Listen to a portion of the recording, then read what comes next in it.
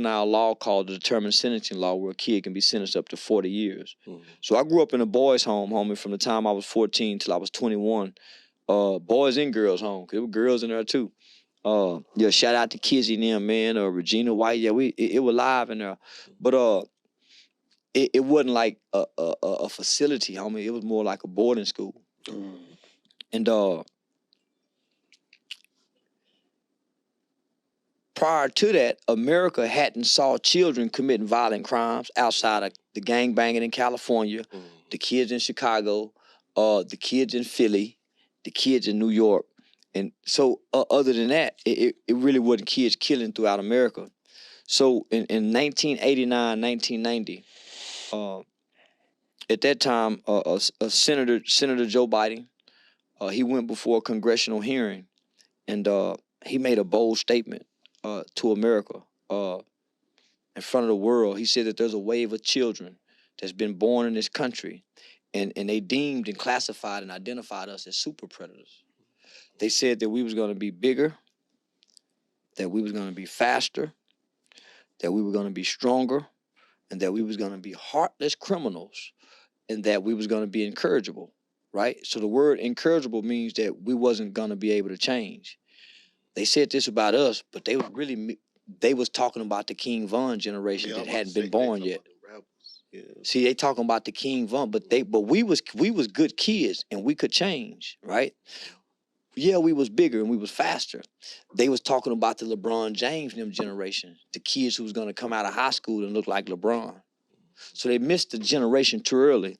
So what they did, so Hillary Clinton also made this statement. The Democratic Black National Caucus even got behind this, right? So what it did, it sent a wave of fear throughout America, and this country started creating laws to sentence 12-year-olds in prison with life without parole. That's when you start seeing 14-year-old kids go to prison, 15-year-old kids go to prison. That was never ever before until then. So that wasn't our generation, my nigga. That's this generation. That's heartless and incorrigible. So hype derived and originated from me going into the boys' home, spending my whole teenage life locked up for murder, meeting other children who had committed murder. So all of my partners, homie, all of my homeboys, at one point in time, Hype had a membership of about 40 men who all committed murders when we was children. I served 7 years on a 12-year sentence. But, man, my niggas them spent 18, 19, 20, 21, 22, 23, 24, 25, 26, 27, 28, 29, 30, 31 years in prison, homie, from choices and decisions they made when they was children. They ain't take no breaks. They did this from 14, 15, 16, 17 to their motherfucking 40s. So I got out at 21. My record was sealed. Nigga, I got out the juvenile system at 21, nigga. My record was sealed. I ended up going to college because I was considered a ward of the state, right? If you go to your juvenile system, the juvenile laws and juvenile crimes don't go through criminal court. Yeah. It goes through family court. So when a kid go through family court, in order for him to get in criminal court, he have to have a certification hearing. The certification hearing will take him out of family court and now place him in criminal court as a youth, but tried as an adult. So I never got tried as an adult. So my record was sealed. So there's no history or no criminal record of me, homie. I've never been to prison. I don't have any felony conviction. That's why you see me openly buy guns and show guns and all of that, right? So when I got out, nigga, when I got 25, I had a son.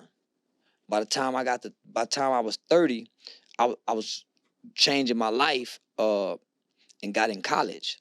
Nigga, now, my niggas now starting to come home from childhood. I'm saying, damn, nigga, y'all been gone that long? Man. But it didn't take that long, homie.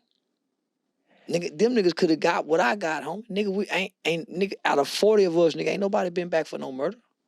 These niggas are living productive and pro-social lives. It didn't take 20 years for them to get it, homie, as kids. So just from that alone, homie, God gave me a vision to create a youth organization. The word Hyped About Hype, Dewberry came up with that name. So yeah, Hyped About Hype is an acronym for helping young people excel. I started out as a nonprofit. And then I started doing youth advocacy work around the country, from Washington, D.C. Man, I've spoken at some of the most prestigious college universities in this country.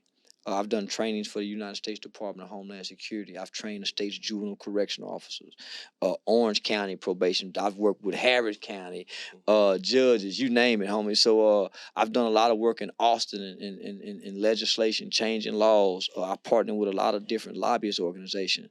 In 2016, we went to the Supreme Court and we got juvenile life without parole abolished in America, where they no longer automatically give children life without parole. So that's where my beef is with Boosie because of that, because I worked on that law and legislation. And Marlo Mike went back before the Supreme Court to try to get his life overturned, homie, and they denied it. They automatically gave him a life sentence, you know what I'm saying? And they wasn't supposed to. So I was in on that law and legislation. So that's why I speak on that. Most people don't know. It's the first time I've ever said that in an interview. So so most people think I just be talking, homie. I come to the internet to play an ignorant nigga fool playing smart. I come, so if you ever, I'll come to play an ignorant nigga fool playing smart, and I'm doing a good job of it. Do you hold any guilt from that? No, not at all. Oh. I'm making more money than I've ever made before in my lifetime. Yeah, my kids.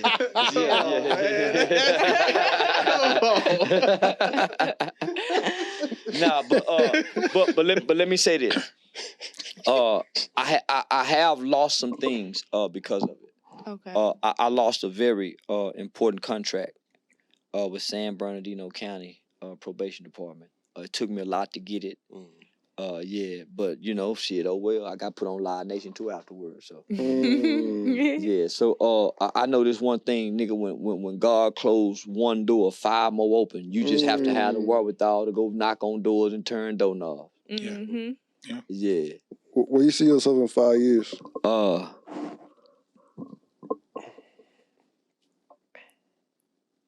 Where do I see myself in 5 years? I see myself replacing TK Kirkland on this Live Nation comedy tour, but as the headliner. That's what's up. Okay. Yeah, it's gonna take me 2 years, my nigga, to get my real footing and to really find my niche in this game. It's just like a nigga getting out of prison. Don't pay that motherfucker no mind to 5 years down the road. Because 80%, almost 90% of niggas go to prison within 5 years after being released. So let him do them 5 years, and that's when you can. He got to get past that threshold first. So I'm the same way. So let me get in here 2 years in the comedy world. Once I can get past that threshold, make it through the highs and the lows. Cause right now I'm on the high. It's gonna come a low, then it's gonna come a curve. So nigga, once I can maneuver, and endure and persevere, these 2 years. I think I'm gonna be headlining some big shit in 3 years. Putting other comedians on. So is that a goal of yours, to have people come behind you, put other people on that you see talent in? That should be the goal of every man. Yeah. If you shoot dice in the hood, nigga, and you're a good gambler, you supposed to be looking out into the village as you sit up like a lion, seeing which one of these young niggas that's worthy of the gift. That's worthy of it. And you blow life and breathe life into them. Yeah. If you a boxing nigga and you got the skills to box, and you see, you supposed to develop young niggas who's getting beat up on, young niggas who's angry and know how to fight and they bully, and you supposed to breathe life into them. Yeah. You supposed to pass the baton, or else you don't get embraced on the other side. You can't tell me, homie, as many children's lives I've touched, in and outside of these juvenile facilities, many murder cases that I done worked on with mothers. My nigga, you can't tell me when I die. When I walk into that light, nigga, them ancestors ain't gonna embrace me. Nigga can't make me believe that otherwise. Based on, nigga, what I've done. That's my confidence of what I know. Yeah. You in stocks, real estate? I'm scared of them. I'm scared of them because man can control them. I know it's a great investment. I know it's a great knowledge to have. Most people should be into it. But my fear, homie, I keep trying, but I'm like the motherfucker jump roping. Scared that jump rope go hit you. So I try to focus on land. Land and insurance policies.